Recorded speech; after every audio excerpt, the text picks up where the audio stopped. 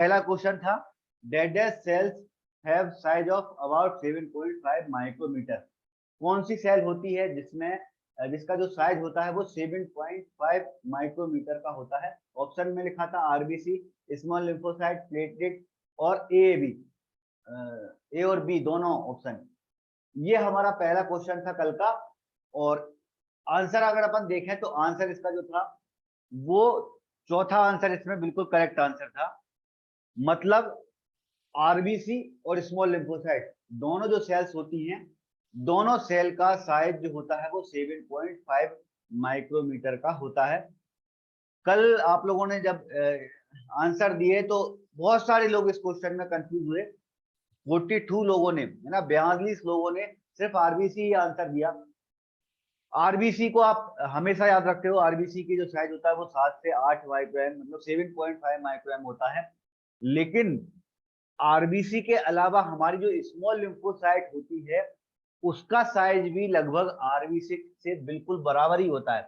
7 से लेकर 8 माइक्रोमीटर का साइज होता है हमारा स्मॉल लिम्फोसाइट का। और अपन जब माइक्रोस्कोपी करते हैं ना, तो माइक्रोस्कोपी में आरबीसी बड़ी है या छोटी है ये देखने के लिए सबसे अच्छी जो गाइडलाइन होती है वो ये होती है कि आप सबसे पहले स्मॉल लिम्फोसाइट को अपन को माइक्रोस्कोप में ढूंढना रहता है। स्लाइड में सबसे पहले हम स्मॉल लिम्फोसाइट ढूंढते हैं और उसी से कंपैरिजन करते हैं। अगर उससे आरबीसी छोटी है इसका मतलब पेशेंट की आरबीसी मोस्टली छोटी है।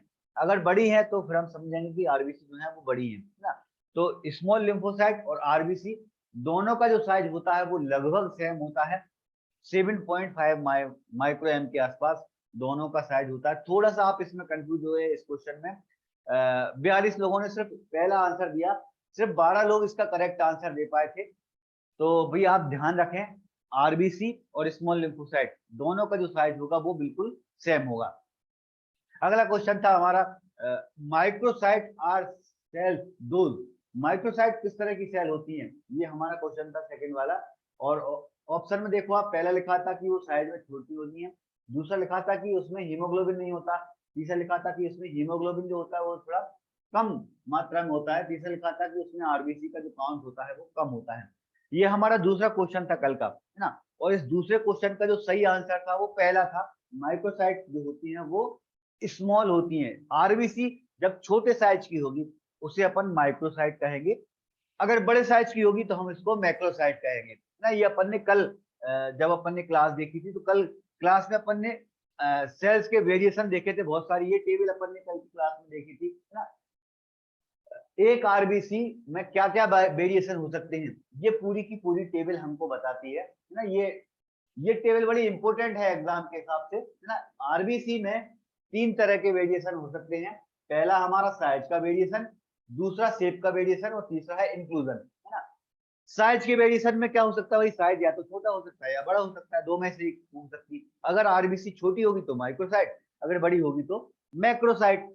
शेप में वेरिएशन जो है वो करीब 9 से लेकर 10 शेप में वेरिएशन हो सकते हैं ना। ये अपन ने कल की क्लास में देखे थे। तो अपन अपने कुछ क्वेश्चन आएंगे उसमें अपन शेप के वेरिएशन पढ़ेंगे। फिर तीसरा था अपना इंक्लूजन। इंक्लूजन में क्या है, आरबीसी में अगर छोटे मोटे ग्लोन्यूल्स अपन को दिख रहे हैं या रिंग दिख रही है अपने इंक्लूजन से, तो इस तरह से 3 तरह से वेरिएशन अपने आरबीसी के अंदर आ सकते हैं। और इस क्वेश्चन की बात करूं तो 54 लोगों ने इसका सही आंसर दिया। मतलब मोस्टली ज्यादातर लोगों ने बिल्कुल सही आंसर दिया। कुछ 2-3 लोग ही इसमें कंफ्यूज हुए थे। ज्यादातर लोगों ने सही कहा कि सर आरबीसी जब छोटी होगी तो उसको अपन माइक्रोसाइट कहेंगे। अगला क्वेश्चन था भैया हमारा क्लास का, surface of area of RBC. RBC का जो सरफेस एरिया होता है वो कितना होता है, ये हमारा क्वेश्चन था कल का। ऑप्शन में 183 माइक्रोएम स्क्वायर, 163 माइक्रोएम क्यूब, 193 माइक्रोएम स्क्वायर और 163 माइक्रोएम स्क्वायर, ये 4 ऑप्शन थे आपके सामने। और आंसर अपन ने जब देखा था तो आंसर ये था भाई हमारा चौथा। चौथा आंसर इसमें बिल्कुल सही था। आरबीसी का जो सरफेस एरिया होता है वो 163 माइक्रो एम स्क्वायर होता है। सरफेस एरिया है ना, सरफेस एरिया मतलब उसके पूरी सरफेस को अगर अपन कैलकुलेट कर लें तो वो 163 माइक्रो एम स्क्वायर के निकलेगा। इस क्वेश्चन में भी बहुत सारे लोग कंफ्यूज हुए ना। 56 में से सिर्फ 32 लोग हैं जिन्होंने इसका सही आंसर दिया था। बाकी बहुत सारे लोगों ने बी आंसर दिया। बी आंसर और डी आंसर में थोड़ा सा अंतर है भाई। बी आंसर में देखोगे आप माइक्रो एम क्यू लिखा है और डी वाले में माइक्रो एम स्क्वायर लिखा है। कभी भी आप नॉर्मल वैल्यू या इस तरह की जितनी भी चीजें हैं जो आपको डिजिट में याद करना है, डिजिट के अलावा आपको उसकी यूनिट भी याद करना बहुत जरूरी है। अगर यूनिट डिफरेंट हुई तो आंसर भी हमारा गलत हो जाता है। जैसे यहाँ पर बी नंबर पे 163 लिखा था, लेकिन यूनिट जो थी वो माइक्रो एम क्यू थी और इसकी जो सही यूनिट है वो माइक्रो एम स्क्वायर है। मतलब चौथा वाला जो आंसर है वो बिल्कुल सही था ना।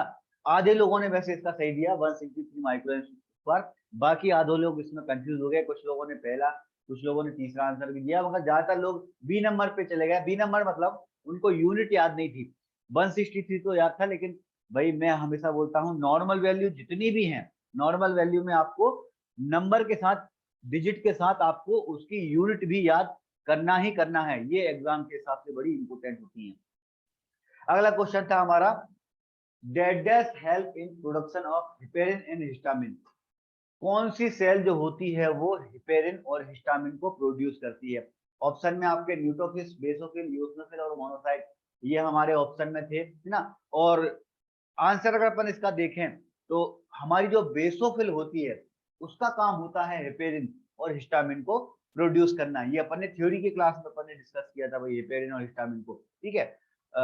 बेसोफिल का काम होता है ना। इसमें भी 25 लोगों के आंसर इसमें बिल्कुल सही है और बहुत सारे लोग इसमें कंफ्यूज हुए। मतलब ये क्वेश्चन आपके लिए थोड़ा टफ लगा, लेकिन थ्योरी की क्लास जब अपन ने पढ़ी थी, क्या पढ़ा था भाई थ्योरी की क्लास में अपन ने?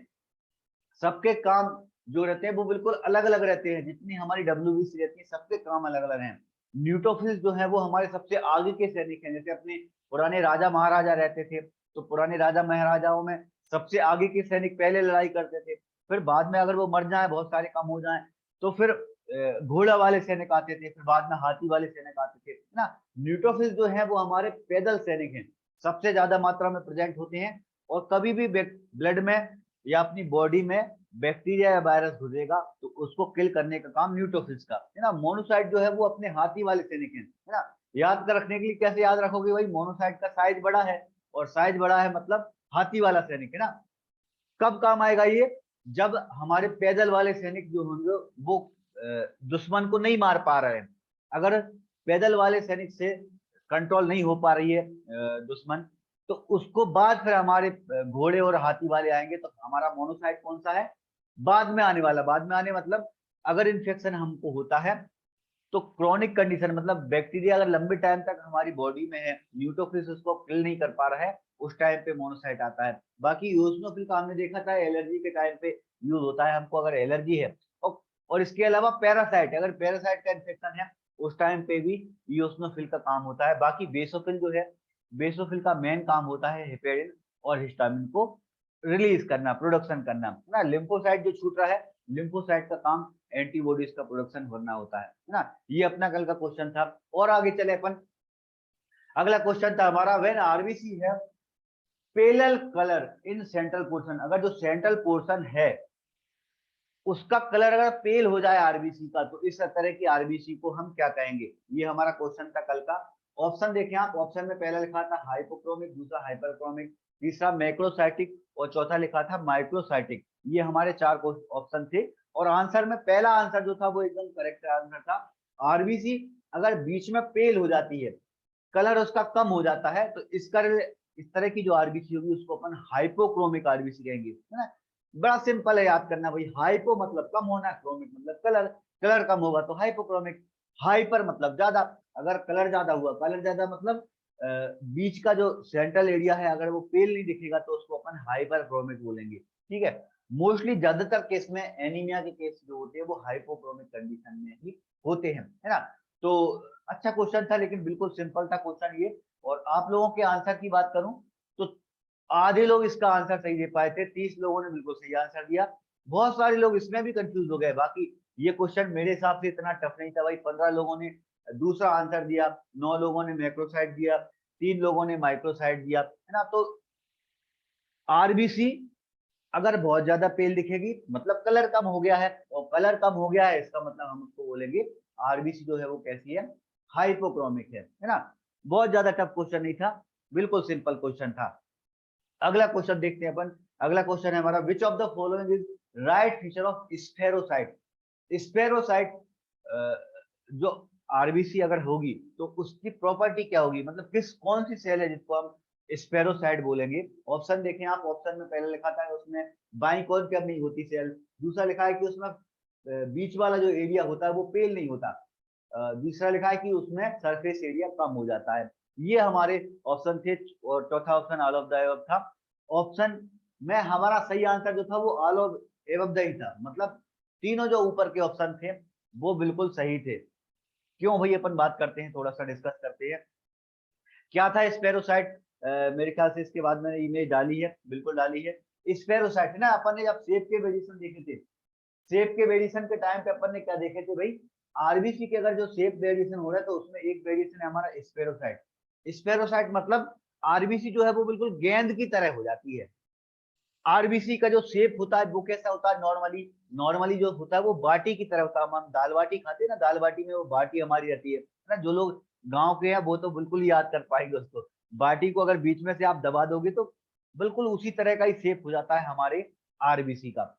लेकिन लेकिन अगर आरबीसी पूरी फूल जाए, स्वेल हो जाए, स्वेल होने के बाद अगर गेंद की तरह कन्वर्ट हो जाए, गेंद जैसे बिल्कुल गोल हो जाए, तो इस तरह की जो आरबीसी होगी उसको हम स्फेरोसाइट कहेंगे, है ना।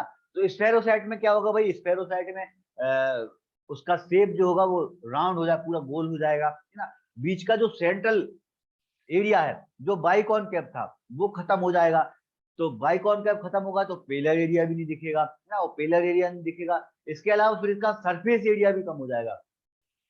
आरबीसी का जो ये शेप है, बीच में से जो दबी रहती है, बाइकॉनकेव शेप की रहती है, वो इसीलिए रहती है क्योंकि आरबीसी का इस तरह का जो शेप होता है वो उसको ज्यादा सरफेस एरिया प्रोवाइड करता है।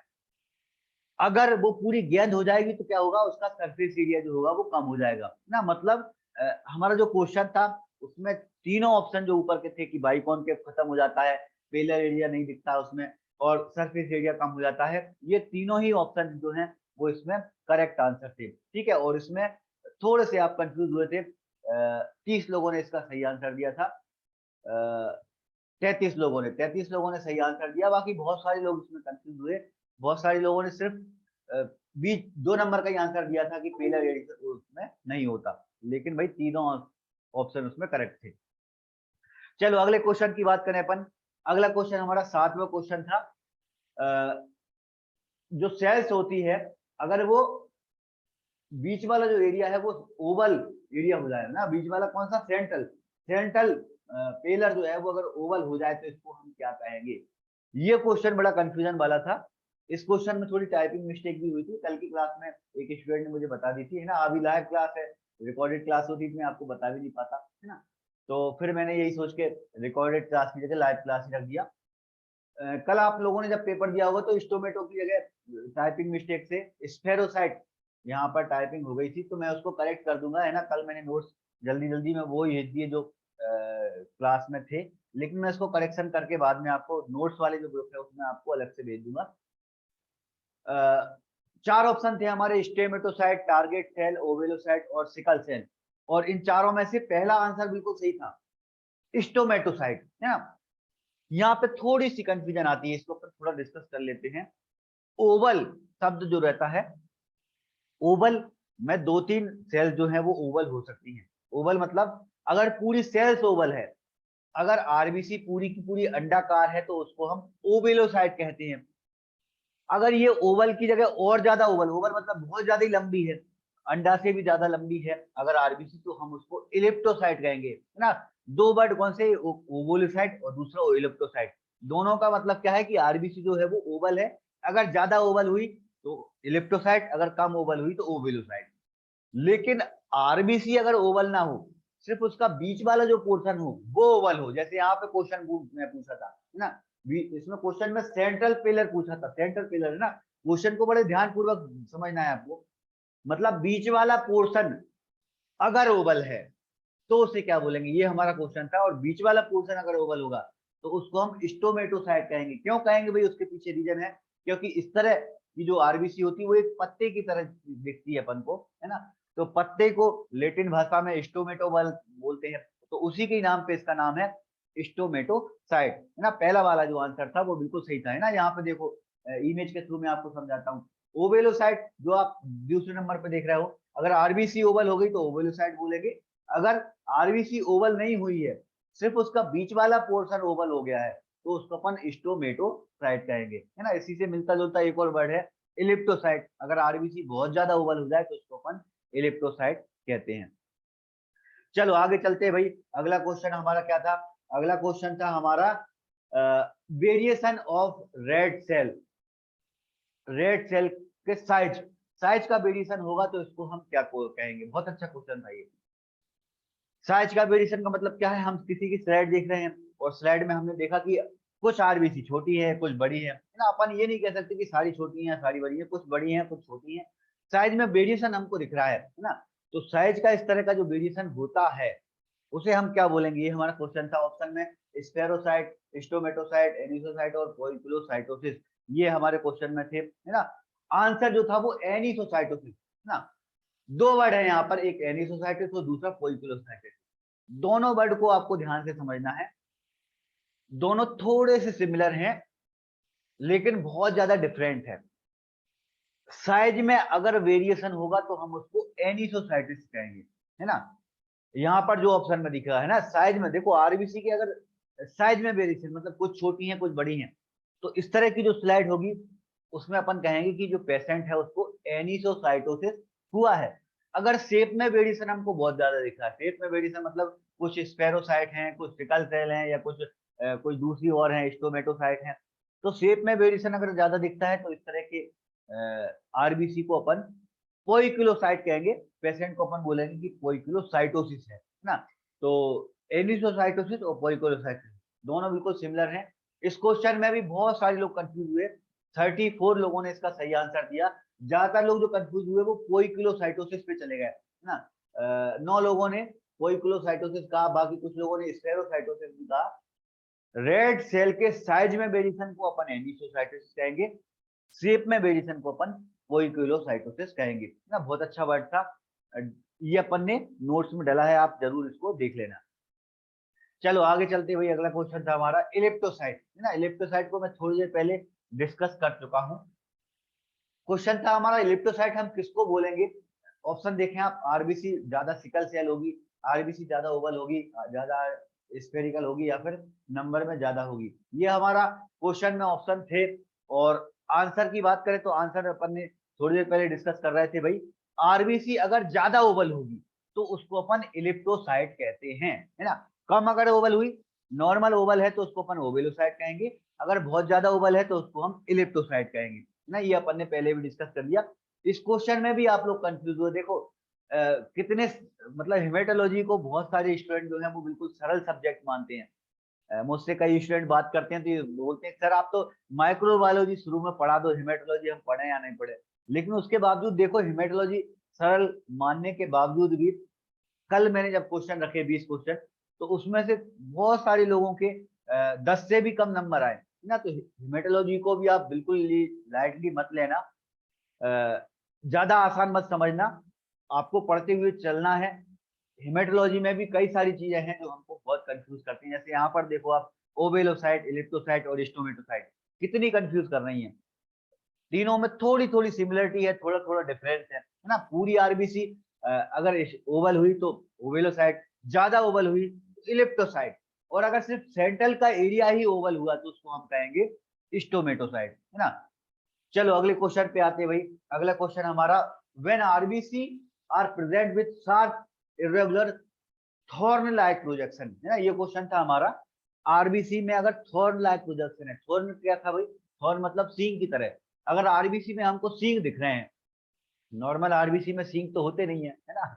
अगर आरबीसी में हमको सींग दिख रहे हैं तो इस तरह की आरबीसी को हम क्या कहेंगे? देखो इसमें भी, इस क्वेश्चन में भी कितनी कंफ्यूजन रहती है। ऑप्शन में बर सेल, क्रिनेट सेल, केबोट्रिम और एसेंथोसाइट, ये हमारे ऑप्शन में थे, है ना।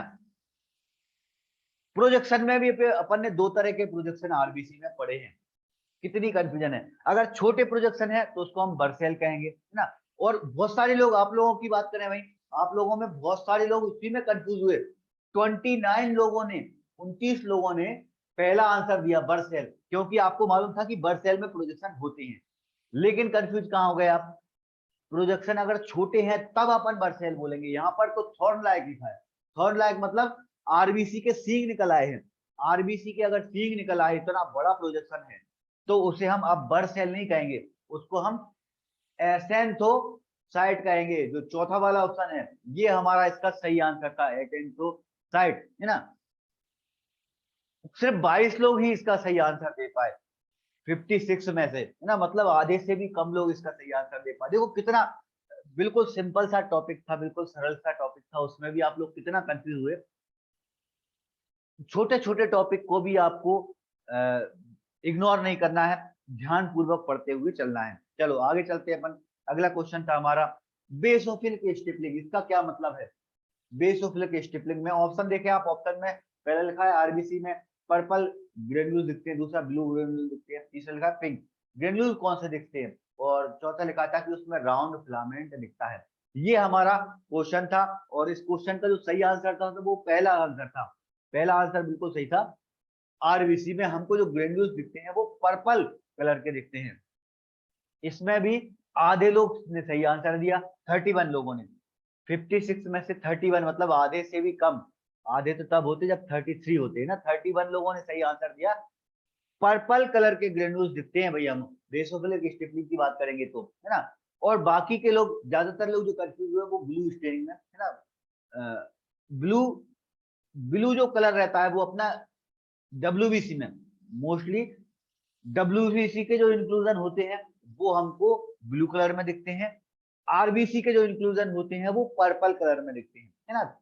ये आप हमेशा ध्यान रखना, दिमाग में बिठाते रहना। क्या दिमाग में बिठाना है आपको?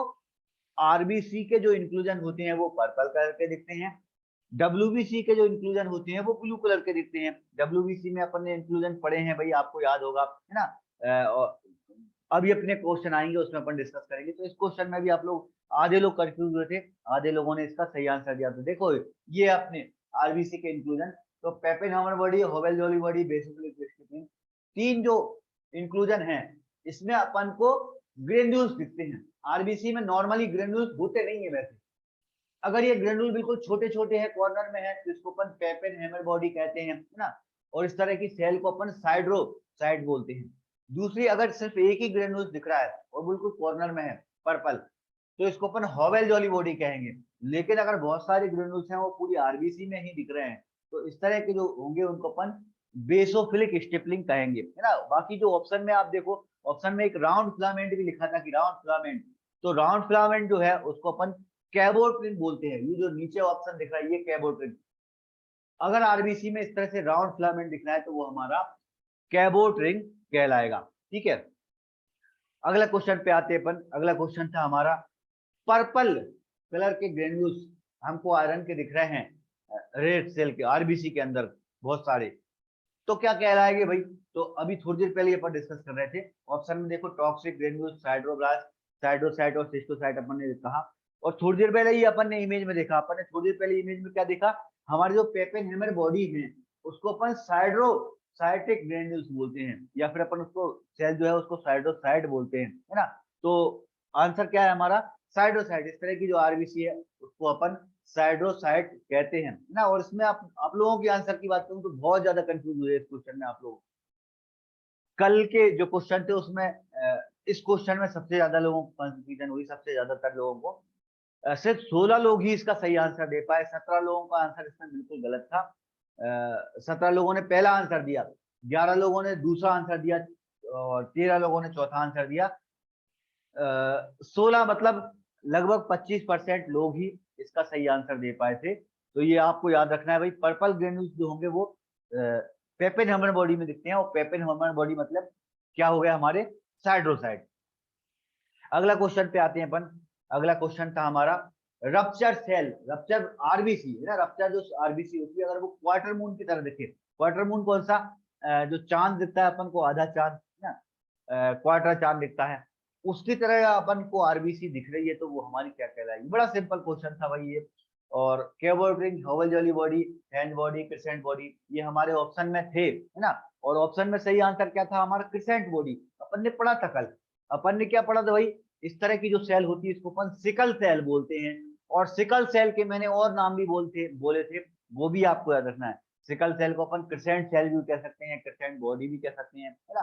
तो अगर आरबीसी टूटती है और टूटने के बाद वो कैसी टूटे, क्वार्टर मून की तरह, चांद की तरह, तो इस तरह को कई, इसको हसिया भी बोलते हैं, हसियाकार की तरह, है ना। तो इसको अपन क्रिसेंट बॉडी, क्रिसेंट सेल या सिकल सेल भी अपन इसको बोलते हैं, है ना। इसमें भी बहुत सारे लोग कंफ्यूज हुए, 26 लोग इसमें आंसर दे पाए ना। मुझे जितना मुझे लग रहा था उससे कम लोगों के ही आंसर सही है। मतलब ये वाले पैटर्न में मुझे बिल्कुल एक्चुअलिटी मालूम चलेगी कि कितने लोग इसमें सही है ना। मतलब जो पुराना पैटर्न चल रहा था उसमें, पुराने पैटर्न में बहुत सारे लोग बिल्कुल सही आंसर देते थे। तो इसका मतलब आप लोगों में से कई ऐसे स्टूडेंट हैं जो दूसरे लोगों के आंसर देख के आंसर देते थे। अगर दो चार लोगों ने अगर डी आंसर दिया तो उनको लगता था भाई डी आंसर ही होगा तो अपन भी डी दे दो, है ना। तो कई बार ऐसा होता था कि दूसरे लोगों के सही आंसर है तो उनके भी तुक्के में आंसर सही हो जाते थे। इस वाले पैटर्न में मुझे बिल्कुल एक्चुअलिटी मालूम चलेगी, बिल्कुल वास्तविकता मालूम चलेगी कि आप लोगों का लेवल क्या है, कितना आप लोगों का पड़ा हुआ है। पुराने पैटर्न में आप लोग बहुत ज्यादा, मतलब कुछ लोग हैं, सब लोगों की बात नहीं करूंगा, कुछ लोग हैं जो उसमें नकल कर रहे थे। नकल कर रहे थे मतलब दूसरे लोगों ने जो आंसर दिया वो भी अपन ही आंसर, अपन भी वही दो दो जो दूसरे दे रहे हैं, है ना। तो इस वाले पैटर्न में वो नहीं हो पाएगा, ठीक है। चलो, मेरी गाइडेंस के हिसाब से ये पैटर्न आप रखें तो ज्यादा अच्छा है ना। फिलहाल बाकी मैं आप लोगों से फीडबैक लूंगा 2 क्लास के बाद में। अभी 1 क्लास हुई है, 2 क्लास जब पूरी हो जाएंगी उसके बाद मैं आप लोगों से फीडबैक लूंगा। आप लोगों को लगेगा कि सर ये इस तरह का पैटर्न ज्यादा अच्छा है तो अपन इसमें चलने देंगे। अगर आप लोगों मतलब 50% है ना, फीडबैक में 50% से ज्यादा लोग जो बात बोलते हैं उसको ही अपन कंटिन्यू करते हैं। तो अगर 50% से ज्यादा लोगों ने कहा कि सर ये जो पैटर्न आप लोगों अपने नया पैटर्न रखा है इसको आप कंटिन्यू करो, नाम बोलने की जरूरत नहीं है ना। नाम नहीं बोलेंगे तो क्या होगा, ज्यादा से ज्यादा क्वेश्चन में इनपुट कर पाऊंगा क्लास में, है ना। अभी मैंने फिलहाल 20 क्वेश्चन रखे आज की क्लास में, लेकिन मेरी कोशिश है, कोशिश मतलब लगभग अपन ये करेंगे 30 क्वेश्चन अपन, जब भी एमसीक्यू क्लास रहेगी तो 30 क्वेश्चन अपन रखने करेंगे। अगर ये वाला पैटर्न हमारा चलता है, पुराने पैटर्न में आप लोगों के नाम पढ़ने के चक्कर में थोड़े से कम क्वेश्चन हो जाते हैं, क्योंकि अब स्टूडेंट जो है वो बहुत ज्यादा हो चुके हैं। क्लास में 100 से भी ज्यादा बच्चे हो चुके हैं। इवनिंग क्लास में 70 के आसपास आते हैं, मॉर्निंग में 20 से 25 के आसपास आते हैं, है ना। तो 100 के आसपास अभी अपने पास बच्चे हैं। ज्यादा स्टूडेंट होने की वजह से अपन ने ये पैटर्न रखा है। बाकी आप लोग मुझे बताना कि सर पैटर्न कौन सा अच्छा है, पुराना वाला या नया वाला, है। फिलहाल ये ट्रायल क्लास है। 14 नंबर का क्वेश्चन था कि प्लेटलेट का साइज क्या है। ऑप्शन में देखो आप, 1 से 4 mm, 2 से 8 माइक्रोएम, 1 से 4 माइक्रोएम और 3 से 7 माइक्रोएम। ये क्वेश्चन था और आंसर हमारा तीसरा नंबर का आंसर इसमें बिल्कुल सही था। प्लेटलेट का जो साइज होता है वो 1 से 4 माइक्रोन होता है। इस क्वेश्चन में भी देखो कितना अच्छा और कितना सिंपल क्वेश्चन था। प्लेटलेट का साइज बिल्कुल छोटा होता है, ये आपको समझ में आता है, 1 से 4 होगा। लेकिन इसमें भी 15 लोगों ने पहला आंसर दे दिया 1 से 4 mm। लेकिन डिजिट के साथ साथ आपको उसकी यूनिट पे भी बहुत ज्यादा फोकस करना है। अगर यूनिट डिफरेंट हुई तो आंसर गलत हो जाएगा। पहला जो ऑप्शन है उसमें mm लिखा है, mm जो होता है वो बहुत बड़ी यूनिट है। मिलीमीटर, मिलीमीटर अगर कोई 1 मिलीमीटर की कोई चीज है तो वो अपन अपनी आंखों से देख सकते हैं। अगर 1 माइक्रोमीटर की है तो उसको अपन आंखों से नहीं देख सकते। माइक्रोमीटर जो है वो बहुत छोटी यूनिट है। हमारा जो प्लेटलेट होती है वो बहुत छोटी होती है, तो उसका जो साइज होगा वो 1 से 4 माइक्रोमीटर होगा, है ना। ये आपको ध्यान रखना है। इसमें देखो बहुत सारे लोग, 33 लोगों ने बिल्कुल सही दिया, बाकी बहुत सारे लोग कंफ्यूज हुए। कुछ लोगों ने, ज्यादातर लोगों ने तो पहला आंसर दिया, बाकी कुछ लोग 2 नंबर और चौथे नंबर पे चले गए थे भाई, है ना। आप जब भी नॉर्मल वैल्यू है उसमें आप यूनिट को भी बिल्कुल याद रखना ही, आपको यूनिट भी याद रखना है, ठीक है। चलो अगले क्वेश्चन पे आते हैं अपन। Which of the following cell produce antibodies. अच्छा क्वेश्चन था ये। एंटीबॉडीज कौन सी सेल बनाती है। ऑप्शन में न्यूट्रोफिल्स, लिम्फोसाइट, बेसोफिल और मोनोसाइट, ये हमारे ऑप्शन में थे। और थोड़ी देर पहले ही मैं डिस्कस कर रहा था, हमने 5 तरह की जो डब्ल्यूबीसी होती हैं, पांचों के जो काम होते हैं वो बिल्कुल अलग अलग होते हैं। लिम्फोसाइट का जो काम होता है मेनली वो होता है एंटीबॉडीज को बनाना। लिम्फोसाइट हमारी एंटीबॉडीज बनाने का काम करती है ना। एनाटॉमी फिजियोलॉजी के टाइम पे भी जो लोग शुरू से ही क्लास ले रहे हैं उनको ध्यान होगा, एनाटॉमी फिजियोलॉजी के टाइम पे अपन ने एक ग्लैंड पढ़ी थी, थाइमस ग्लैंड। थाइमस ग्लैंड की खासियत ये होती है कि जैसे जैसे एज बढ़ती जाती है, थाइमस ग्लैंड होती है वो छोटी होती जाती है, खत्म होती जाती है, और एक एज के बाद लगभग 60-65 के बाद वो बिल्कुल खत्म हो जाती है। थाइमस के बारे में मैं यहाँ क्यों बता रहा हूँ, क्योंकि थाइमस ग्लैंड जो होती है वो लिम्फोसाइट को बनाने का काम करती है ना। लिम्फोसाइट दो जगह से बन सकती है, बोन मैरो से भी बन सकते हैं और थाइमस ग्लैंड से भी बन सकते हैं। बोन मैरो से जो बनते हैं उनको अपन बी लिम्फोसाइट कहते हैं, थाइमस से जो बनते हैं उनको टी लिम्फोसाइट बोलते हैं। ओल्ड एज के जो लोग रहते हैं उनकी इम्यूनिटी कम होने का कारण यही होता है, क्योंकि उनकी थाइमस ग्लैंड खत्म हो जाती है। थाइमस ग्लैंड खत्म हो जाती है तो उनके टी लिम्फोसाइट बन नहीं पाएंगे। मोस्टली ज्यादातर जो लिम्फोसाइट होते हैं वो टी लिम्फोसाइट ही होते हैं हमारे ब्लड के अंदर।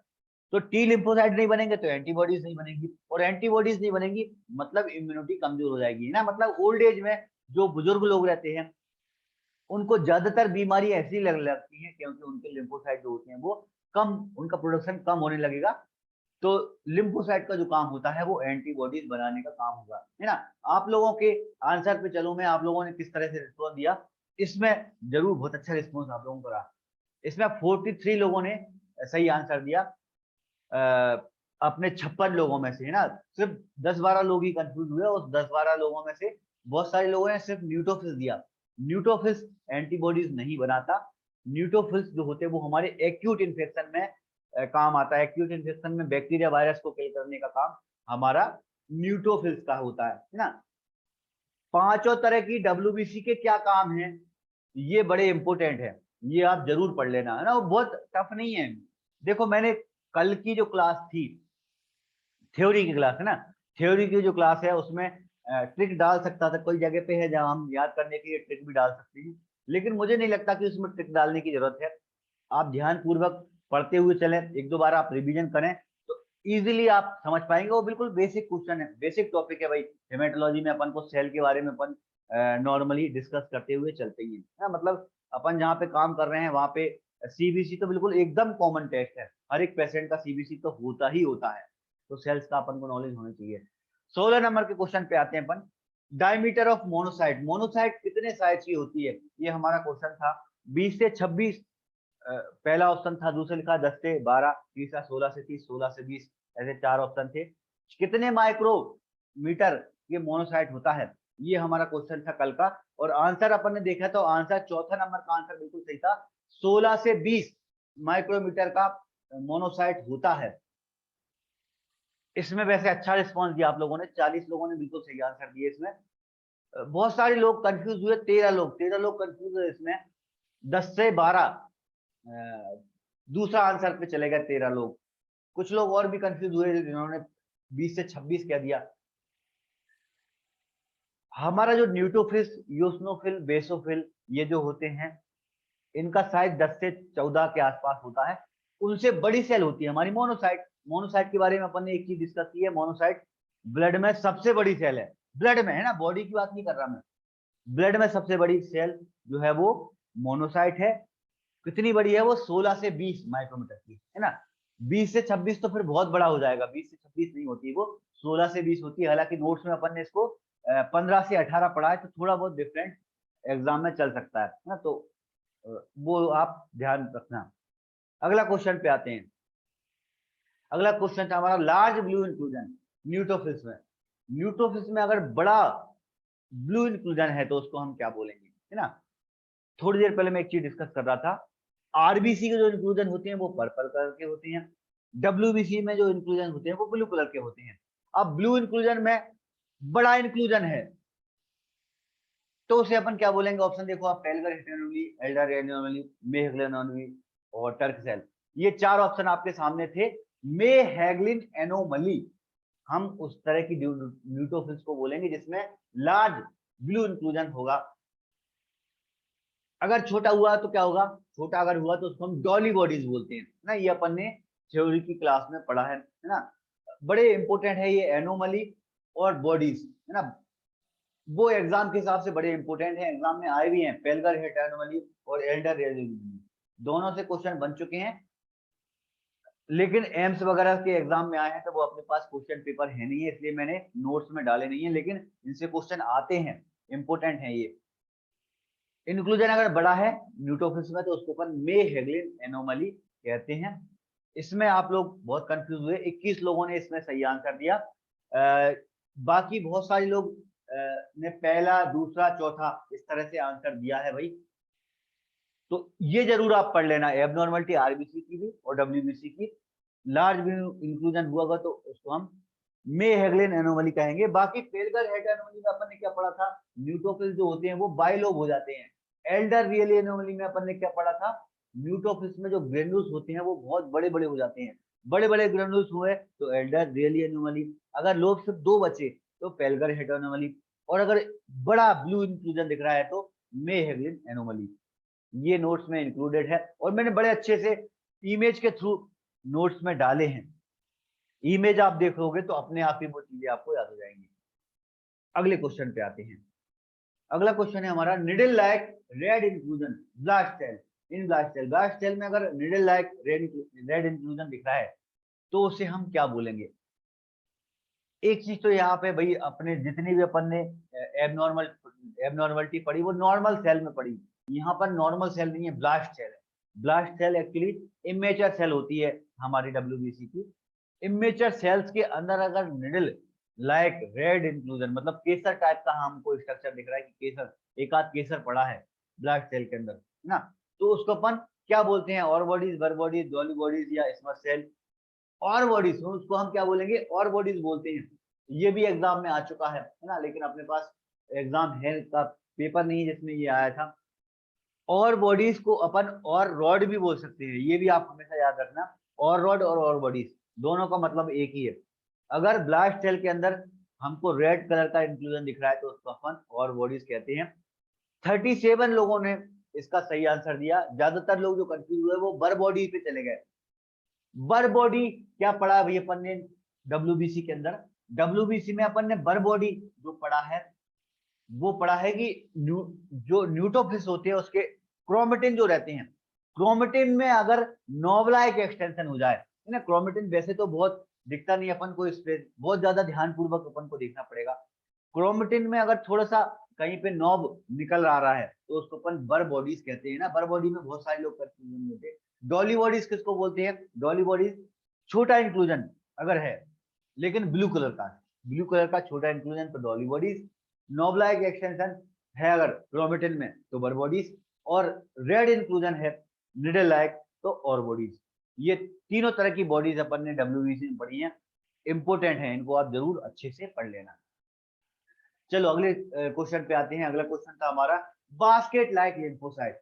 लिम्फोसाइट अगर बास्केट लाइक की है तो इसको हम क्या बोलेंगे, टर्क सेल, बर सेल, बास्केट सेल या फिर स्मच सेल। ये हमारे ऑप्शन में थे और आंसर हमारा क्या था, स्मच सेल।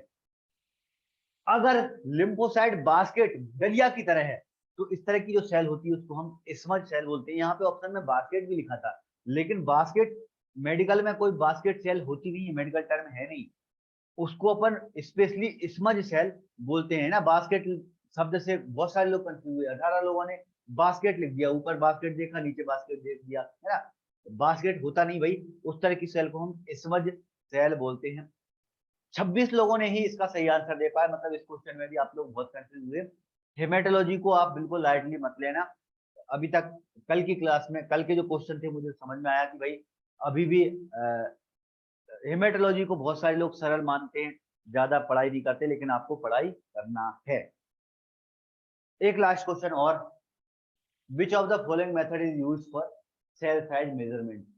हर बार की एमसीक्यू क्लास में एक क्वेश्चन मैं बहुत ज्यादा हार्ड लेवल का रखता हूं, जो एग्जाम के लेवल से थोड़ा थोड़ा हार्ड रहता है, मतलब स्टेट लेवल के एग्जाम में ज्यादातर नहीं पूछे जाते, सेंट्रल लेवल के एग्जाम में आते हैं, लेकिन एक दो क्वेश्चन अपन थोड़े से हार्ड लेवल के पढ़ते ही हैं ताकि आप लोगों को नॉलेज हो कि भाई मतलब एक नई चीज अपनी ऐड हो जाए। ये थोड़ा हार्ड लेवल का क्वेश्चन था, कौन सी मतलब सेल साइज मेजरमेंट के लिए हम कौन सी मेथड, कौन सी टेक्निक का यूज करते हैं। देखो जितनी भी जो हमारी सेल होती है उनको हम देखते हैं माइक्रोस्कोप में। माइक्रोस्कोप में आप वो कितने साइज की है, मैं जैसे आरबीसी की बात की अपन ने, आरबीसी 7.5 माइक्रोमीटर की होती है। तो 7.5 माइक्रोमीटर पहले कुछ नापा तो होगा अपन ने, कैसे नापा, तो वो नापने के लिए हमारी ये तीन मेथड होती है। यहाँ पे जो ऑप्शन में आप देख रहे हो माइक्रोमीटर, प्राइस जोन्स कर्व और डिफ्रेक्शन टेक्निक, ये तीनों ही जो टेक्निक हैं वो सेल को मेजरमेंट करने के लिए टेक्निक होती है ना। हालांकि ये माइक्रोस्कोप के टॉपिक से क्वेश्चन है, माइक्रोस्कोप में इसको अपन डीपली डिस्कस करेंगे कि कैसे कैसे अपन प्राइस जोन क्या होता है, डिफ्रेक्शन क्या होता है ना, माइक्रोमीटर डिस्क क्या होता है। मैं थोड़ा सा यहाँ पर डिस्कस कर लेता हूँ, यहाँ पर थोड़ा सा लिंक यहाँ पर है, थोड़ा सा आगे जाके माइक्रोस्कोप पढ़ेंगे। ये इस तरह से क्या होता है, एक डिस्क आती है, माइक्रोस्कोप में जो लेंस हमारे होते हैं देखने वाले है ना, उनमें अपन ये जो डिस्क है वो डाल देते हैं। तो इसको डालने से क्या होगा, ये ट्रांसपेरेंट होती है।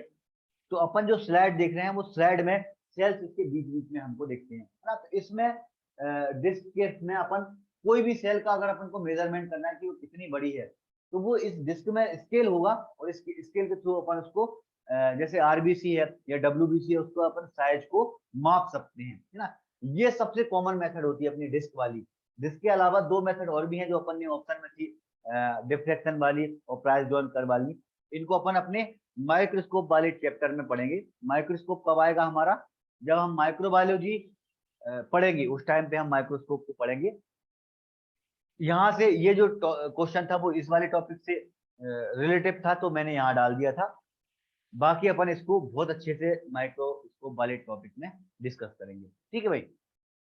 इस क्वेश्चन की बात करूं तो ये वैसे क्वेश्चन हार्ड था, बहुत कम लोगों के ही आंसर इसमें करेक्ट आए, तो मैं आप लोगों का रिस्पॉन्स यहाँ पे नहीं बताऊंगा।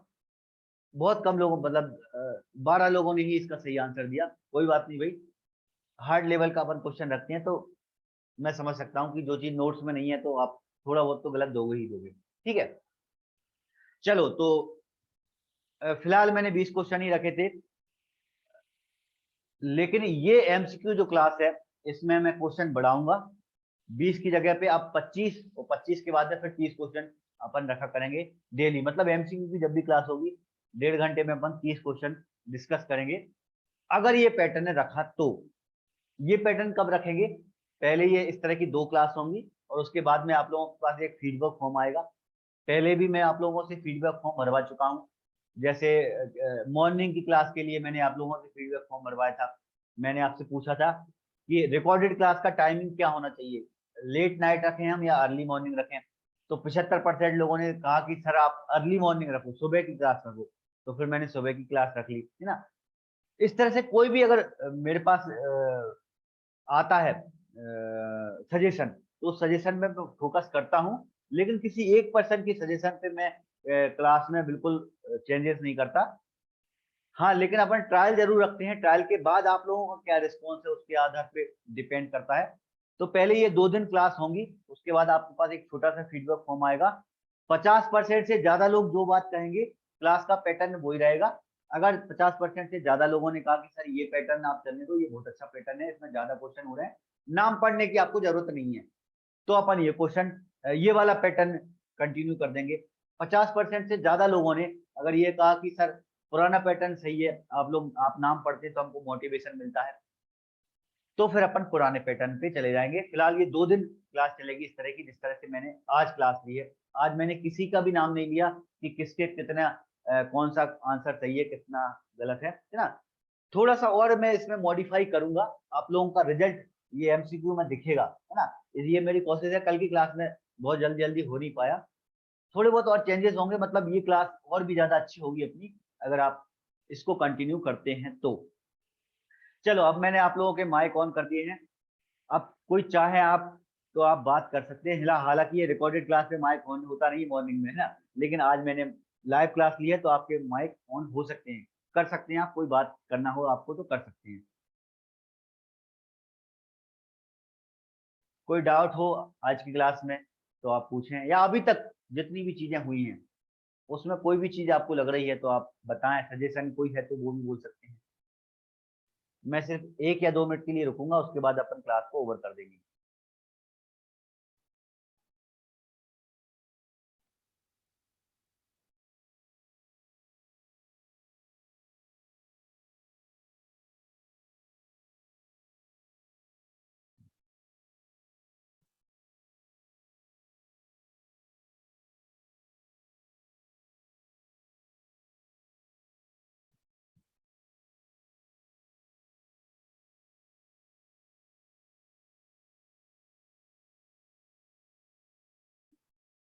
बढ़िया, किसी का भी माइक ऑन नहीं हुआ है।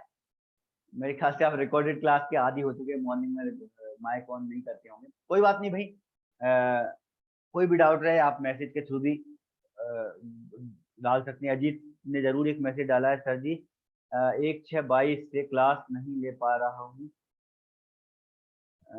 बिजी था। कोई बात नहीं अजीत, जो आपने क्लास नहीं ली है 1/6 मतलब अभी अभी से 7-8 दिन की।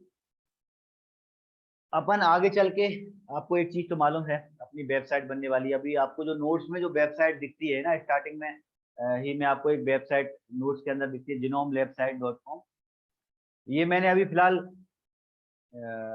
वो नहीं की है, लॉन्च नहीं की ना। वेबसाइट अपन लॉन्च करेंगे तो वो आप रिकॉर्डेड वीडियो बाद में देखते रहना। बिल्कुल हो सकता है अजीत, रिकॉर्डेड वीडियो सारे वेबसाइट पे डलेंगे। वेबसाइट अभी मैंने लॉन्च नहीं की है। जब ये वेबसाइट लॉन्च हो जाएगी, कौन सी वेबसाइट है मैं थोड़ा सा खोल के बता दूं, है ना।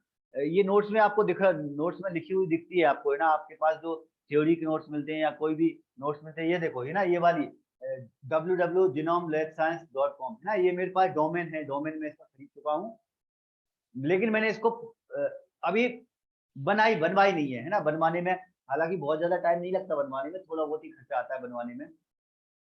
तो वो मैं बनवा के, और रिकॉर्डेड मैं जानबूझ के इसलिए नहीं कर रहा हूँ क्योंकि अगर मैंने वेबसाइट अभी से बना दी और अभी से मैं उसमें वीडियो डालने लगा, तो लाइव क्लास में बहुत कम बच्चे हो जाएंगे, बहुत कम बच्चे आएंगे, तो वो फिर लाइव क्लास में मजा नहीं आएगा। इसलिए मैं जानबूझ के वेबसाइट में अभी लॉन्च नहीं कर रहा हूँ। बस सिर्फ आपको बता रखा है कि भाई वेबसाइट हमारी लॉन्च होगी और उसमें ये वीडियो डलेंगे। आप लोगों की जो क्लास छूटी है वो आप वेबसाइट के थ्रू, मैं आपको लॉगिन आईडी पासवर्ड दे दूंगा, आप वीडियो देखते रहना, ठीक है। चलो अब मैं क्लास को ओवर कर रहा हूँ, मिलते हैं अपन। सिलेबस पूरा अपना व्यापम का चल रहा है अजीत, हाँ बिल्कुल, सिलेबस में भेज दूंगा मैं अभी ग्रुप में। जैसी क्लास ओवर हो रही थोड़ी देर बाद में आपको सिलेबस भेज दूंगा, ठीक है। चलो, गुड डे एवरीवन, मिलते हैं कल अपने नए क्लास में। तब तक के लिए बाय बाय, टाटा, जय हिंद।